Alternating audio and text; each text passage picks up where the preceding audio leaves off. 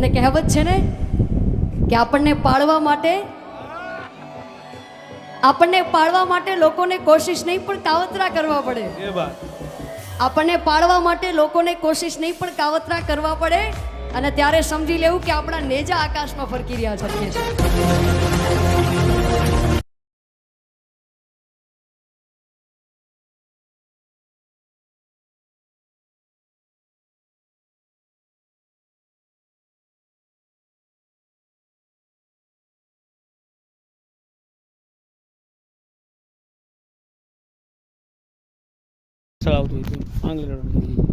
આંગળી ખાલી અડાડો।